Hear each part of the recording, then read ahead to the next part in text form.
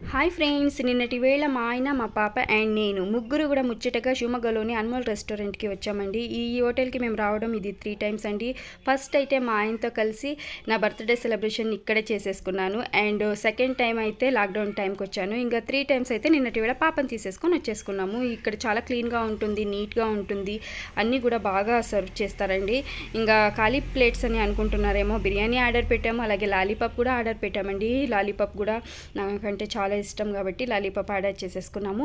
ఇంకా బిర్యానీ చూడండి, ఆయన సర్వ్ చేసేస్తున్నారండి. ఇంట్లో కూడా ఇంత కేర్ తీసుకోరేమో అనిపిస్తుంది, అంత కేర్ తీసుకుంటారు.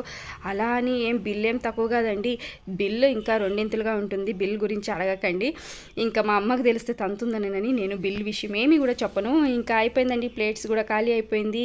ఇంకా ముచ్చటగా తిన్నాము, ఇంకా అయిపోయింది. ఇంకా ఇంటికి బయలుదేరి వెళ్ళిపోవడమే. మీరు కూడా అలాగే వెళ్ళిపోకండి. నా పాపను చూసి ఒక లైక్ అండ్ సబ్స్క్రైబ్ చేయండి. ఇలాగే